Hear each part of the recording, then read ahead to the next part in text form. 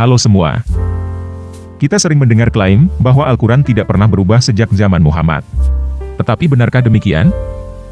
Pada video ini, kita akan membandingkan sejarah terbentuknya Al-Quran berdasarkan tradisi Islam, dengan bukti-bukti sejarah yang ada. Oke, kita mulai aja ya.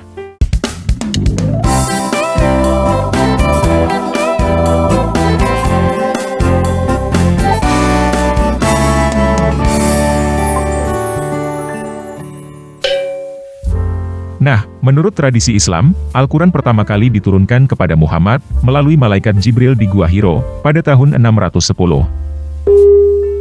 Muhammad dan para sahabatnya pindah dari Mekah ke Medina pada tahun 622, dan Muhammad meninggal pada tahun 632. Periode waktu antara tahun 610 sampai 632 ini disebut periode pewahyuan kepada Muhammad. Semua ayat di dalam Al-Quran diturunkan di dalam rentan waktu 22 tahun ini. Ayat-ayat yang turun antara tahun 610 sampai 622 disebut ayat-ayat Mekah. Sedangkan, ayat-ayat yang turun antara tahun 622 sampai 632 disebut ayat-ayat Medina. Menurut tradisi Islam, Al-Quran belum dibukukan ketika Muhammad meninggal. Setelah Muhammad meninggal, penggantinya yang bernama Abu Bakar, memerintahkan Zaid bin Sabit untuk mengumpulkan dan membukukan ayat-ayat yang diwahyukan kepada Muhammad. Hasil pengumpulan ini kemudian diserahkan kepada Abu Bakar. Abu Bakar meninggal pada tahun 634. Jadi, dalam kurun waktu 2 tahun, Zaid bin Sabit berhasil membukukan Al-Quran yang disebut Mushaf Abu Bakar. Setelah Abu Bakar meninggal, mushaf ini diwariskan kepada Umar bin Khattab, dan disimpan oleh Hafsyah, yang merupakan putri Umar, dan istri Muhammad. Umar meninggal pada tahun 644. Jadi, dia memerintah selama 10 tahun. Setelah Umar meninggal, kepemimpinan dilanjutkan oleh Utsman bin Affan. Pada masa Utsman ini, entah bagaimana terjadi pembacaan Al-Quran yang berbeda-beda, yang disebut qiraat. Jadi Utsman kembali memerintahkan Zaid bin Sabit untuk membuat salinan Al-Quran berdasarkan Mushaf Abu Bakar, mendistribusikan salinan Al-Quran itu, dan membakar Al-Quran versi lain, yang bukan dibuat oleh mereka. Zaid membuat 7 salinan, lalu mengirim ke 7 salinan itu, ke Mekah, Syam, Yaman, Bahrain, Bashrah, Kufah, dan Madinah. Lalu semua Al-Quran versi lain yang ada, baik berupa lembaran fragmen atau apapun juga, dibakar. Setelah itu, Mushaf Abu Bakar yang asli dikembalikan kepada Hafsyah binti Umar. Proses yang disebut standarisasi Al-Quran ini, dianggap selesai pada tahun 650. Menariknya, adalah salinan Al-Quran ini tidak disebut Mushaf Abu Bakar, tetapi disebut Mushaf Utsman. Jadi, tentunya ini berarti ada perubahan yang terjadi dari Mushaf Abu Bakar ke Mushaf Utsman. Karena, jika tidak ada perubahan, tentunya tidak akan disebut Mushaf Utsman. Perbedaan yang terjadi menurut tradisi Islam, adalah standarisasi cara penulisan atau rasm, dan standarisasi qiraat menjadi dialek Quraisy. Ada sebuah tradisi di dalam Islam, yang mengatakan bahwa Al-Quran diturunkan kepada Muhammad dalam 7 ahruf, atau 7 qiraat. Jadi, masalah 7 ahruf atau 7 qiraat ini, sudah diselesaikan oleh Utsman, dengan menetapkan rasm dan dialek Quraisy. Dan sekitar tahun 650, seharusnya hanya ada 8 buku fisik, yang disebut Al-Quran. 7 salinan Mushaf Utsman yang dikirim ke 7 daerah, dan 1 lagi Mushaf Abu Bakar, yang disimpan oleh Hafsyah. Namun, menurut Abu Dawud, Mushaf Abu Bakar ini kemudian dibakar, oleh Marwan bin Al-Hakam, sekitar tahun 680-an. Nah, itu adalah sejarah singkat Al-Quran, yang biasanya diceritakan berdasarkan tradisi Islam. Dan sekarang ini, umat muslim percaya, bahwa Al-Quran yang mereka pegang pada saat ini, persis sama dengan Al-Quran versi Utsman. Tetapi, masalahnya, tradisi Islam yang kita dengar ini, baru ditulis ratusan tahun setelah peristiwa. Sebagai contoh, Abu Dawud yang menceritakan tentang pembakaran Mushaf Abu Bakar, lahir pada tahun 818, di Sistan Iran, dan meninggal pada tahun 889, di Basra, Irak. Jadi, cerita tentang pembakaran Mushaf Abu Bakar itu, baru ada kira-kira 200 tahun setelah peristiwa. Wajar jika kita meragukan kebenaran cerita itu. Apakah benar Marwan bin Al-Hakam membakar Mushaf Abu Bakar? Jika Marwan bin Al-Hakam tidak membakar Mushaf Abu Bakar, di mana Mushaf Abu Bakar itu sekarang? Jadi, bagaimana caranya kita menguji kebenaran cerita yang kita dapat dari tradisi Islam? Ada dua hal yang bisa kita gunakan untuk menguji hal ini.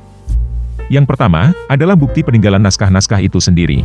Dan yang kedua adalah catatan sejarah yang ditulis oleh orang-orang non-Muslim. Saya sudah membuat video yang menjelaskan lebih detail tentang kedua topik ini. Jadi, saya tidak akan membahasnya kembali dengan detail, tetapi saya akan menunjukkan hal-hal penting yang relevan dengan topik kita dalam bentuk lini masa.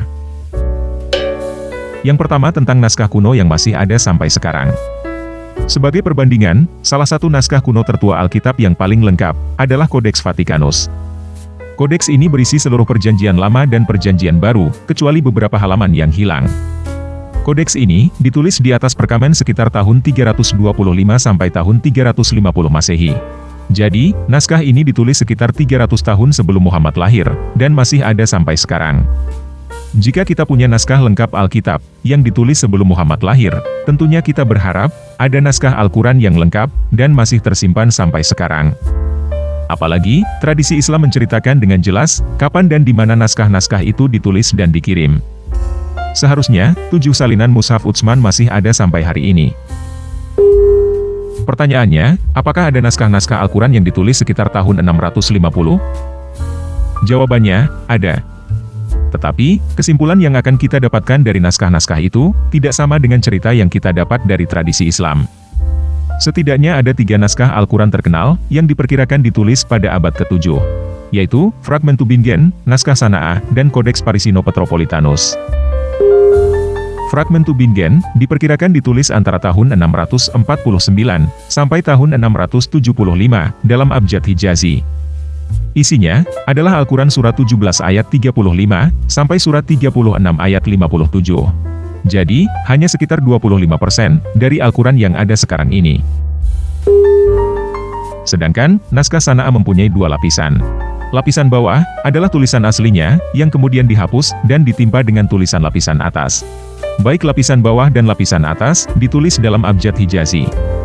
Lapisan atas, diperkirakan ditulis sekitar tahun 670, dan hanya berisi sekitar 41% dari Al-Quran yang ada sekarang ini.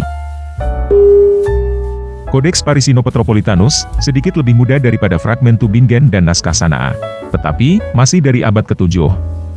Isinya, hanya sekitar 46% dari Al-Quran yang ada sekarang ini.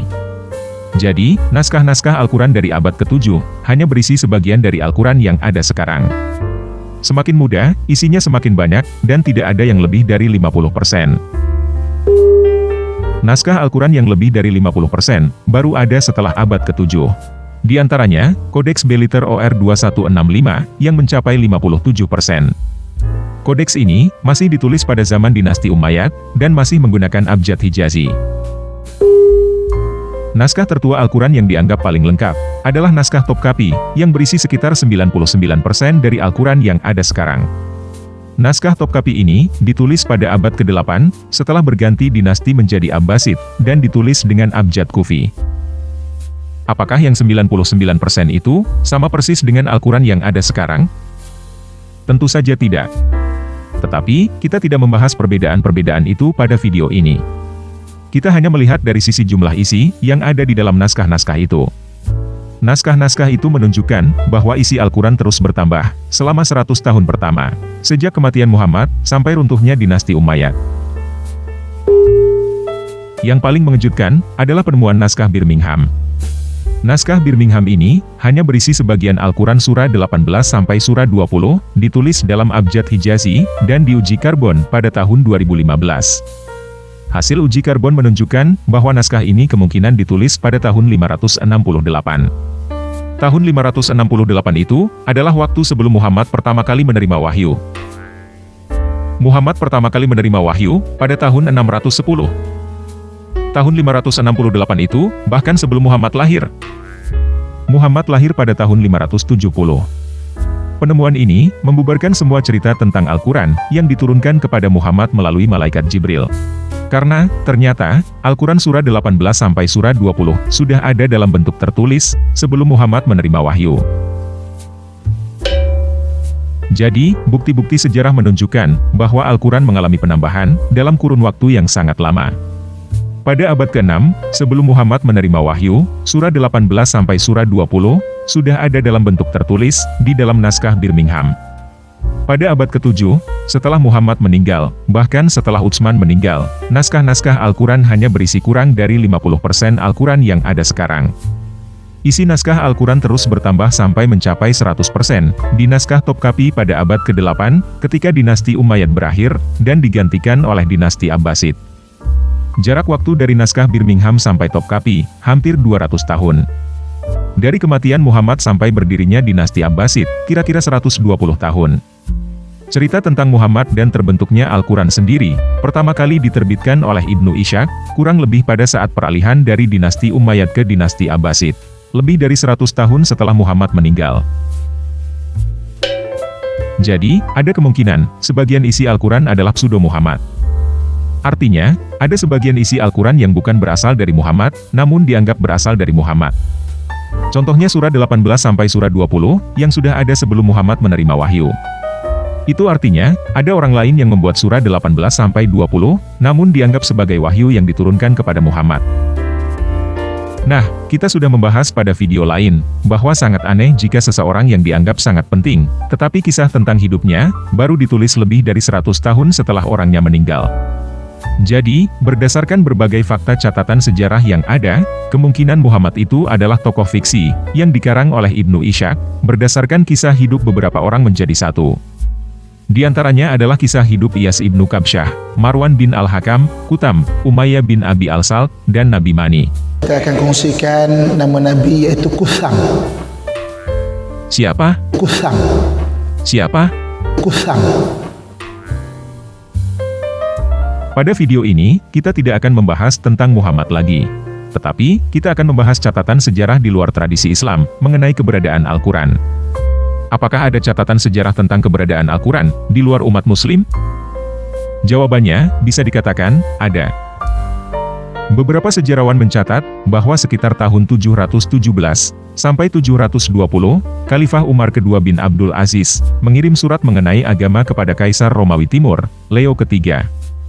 Salah satu dari catatan itu, adalah The Chronicle of Theophanes, yang mencatat, pada tahun 717, pada tahun yang sama gempa bumi yang dahsyat melanda Suriah, Umar melarang anggur di kota-kota, dan memaksa orang Kristen menjadi Magarizein. Mereka yang menjadi Magaritai, dia membebaskan mereka. Sedangkan, mereka yang menolak, dia membunuh mereka. Dia menyebabkan banyak martir. Dia juga memutuskan, bahwa kesaksian seorang Kristen terhadap Saraken, tidak akan diterima. Dan dia menyusun sebuah surat tentang doktrin, yang ditujukan kepada Kaisar Leo, untuk membujuknya Magarisai. Nah, beberapa kata yang menarik di situ, adalah kata Magarizein, Magaritai, Magarisai, dan Saraken.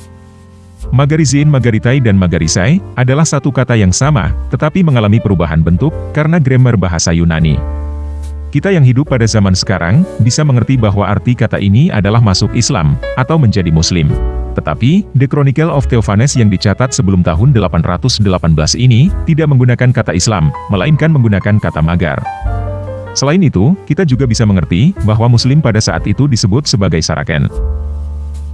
Selain The Chronicle of Theophanes, ada beberapa sejarawan lain dari berbagai negara yang Muslim dan bukan Muslim, yang juga mencatat tentang peristiwa ini. Jadi, peristiwa ini kemungkinan besar adalah peristiwa sejarah, yang sungguh terjadi.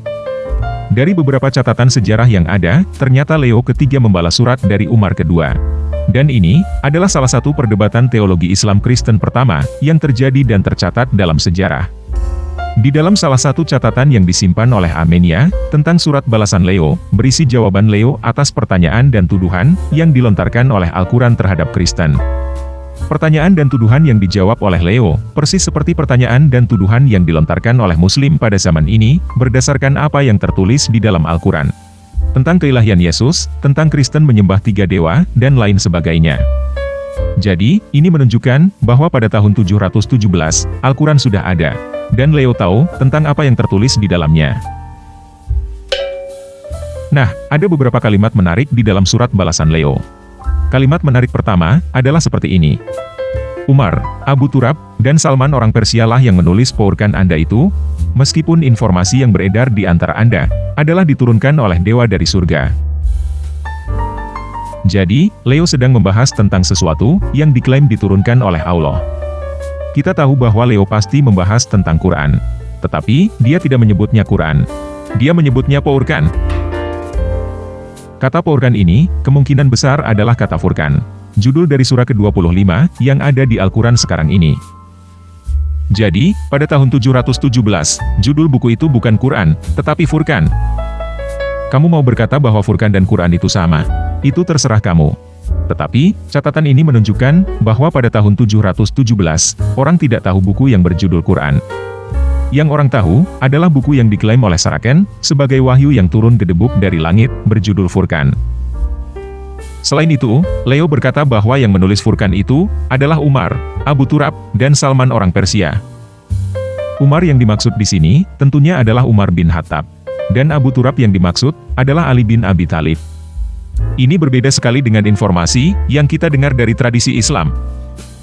Kita tidak pernah mendengar bahwa Umar dan Ali punya kontribusi dalam proses Al-Quran.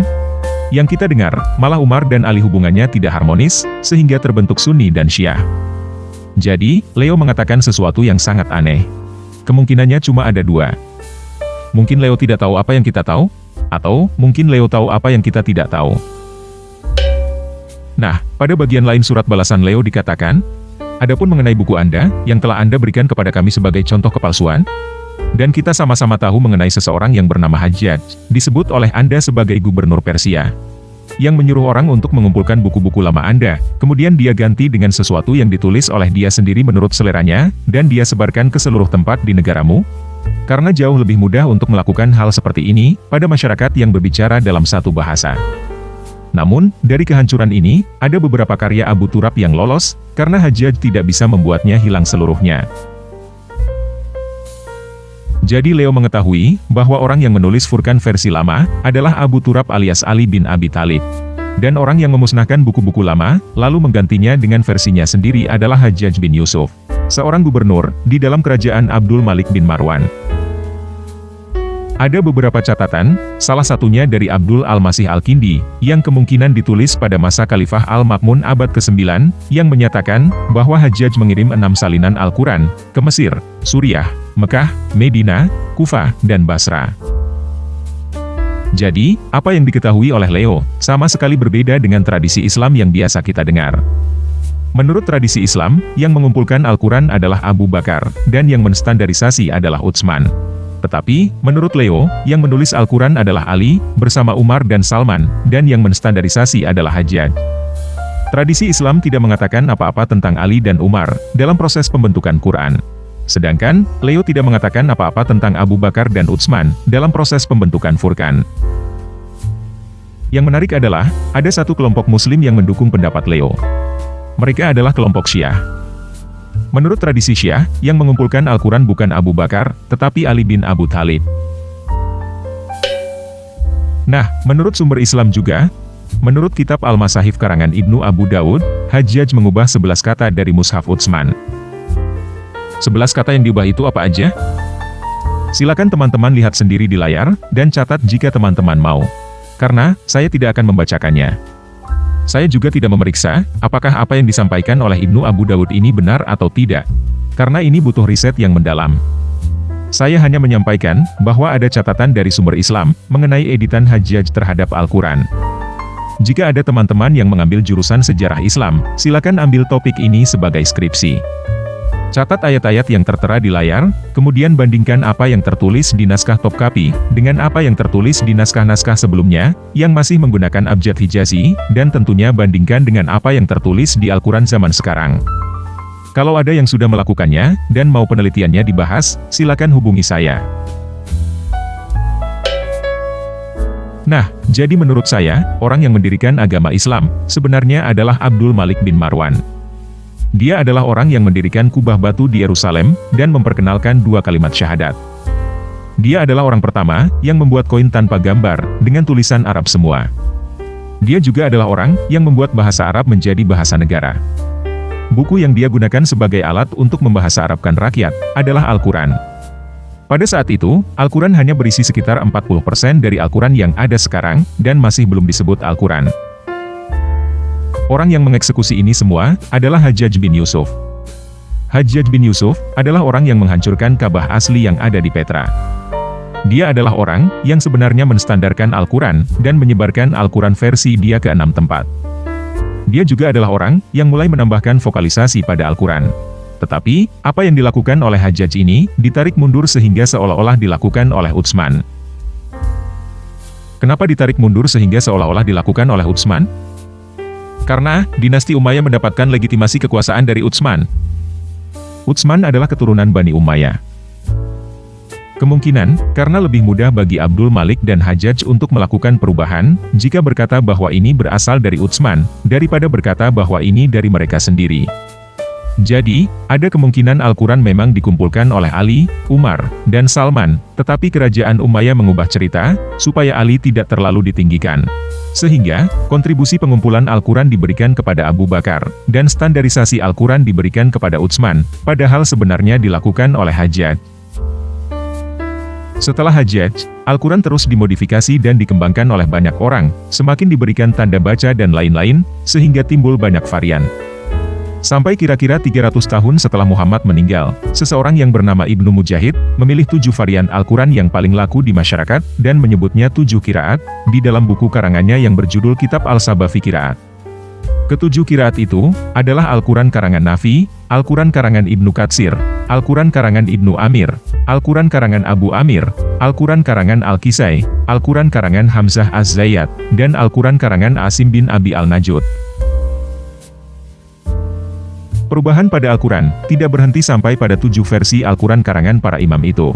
Tetapi, terus berubah sampai pada hari ini, kita di Indonesia menggunakan Al-Quran versi Hafs, sedangkan di bagian dunia lain, seperti di Maroko, menggunakan Al-Quran versi Warsh, dan di belahan dunia lain lagi, ada yang menggunakan Al-Quran versi Kalun, dan versi-versi lainnya. Seorang murtadin yang bernama Hatuntas, mengumpulkan ada sekitar 30 versi Al-Quran berbahasa Arab, yang beredar di dunia saat ini. Jika kita perhatikan, nama Hafs, Warsh, Kalun, dan lainnya, bahkan tidak masuk dalam daftar nama 7 qiraat yang ditetapkan Ibnu Mujahid. Al-Quran versi Hafs yang beredar di Indonesia saat ini, baru diresmikan di Kairo, pada tahun 1924. Jadi, naskah Al-Quran sudah ada sebelum Muhammad menerima wahyu, mengalami penambahan isi sampai runtuhnya dinasti Umayyad, dan terus mengalami penambahan dan perubahan tanda baca, sejak zaman dinasti Abbasid sampai sekarang. Al-Quran bukan wahyu yang turun gedebuk dari langit, tetapi buatan tangan-tangan manusia. Oke, sekian video kali ini. Yesus Kristus penguasa saya, mengasihi kamu.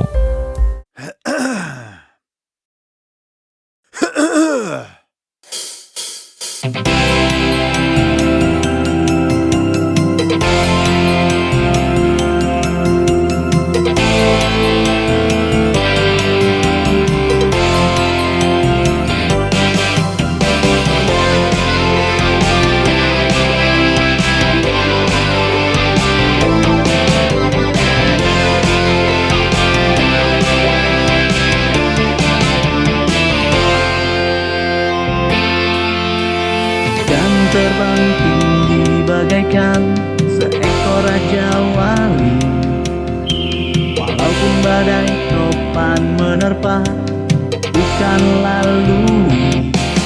Sebab Yesuslah Tuhanku, Dia menjagaku selalu.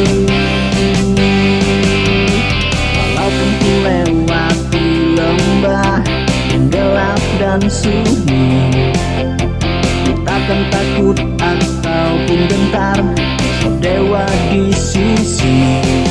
Sebab Yesuslah gembalaku, terang bagi jalanku.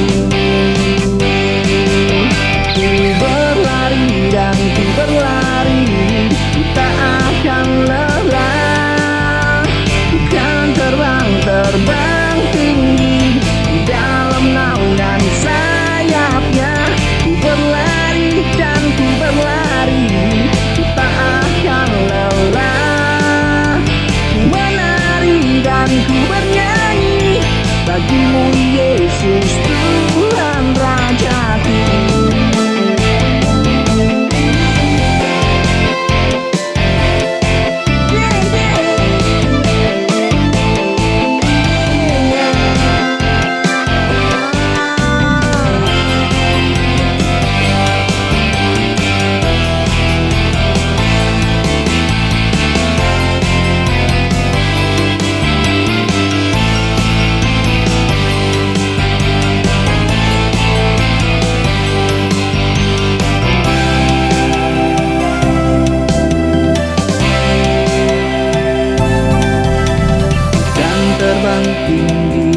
bagaikan seekor raja wali.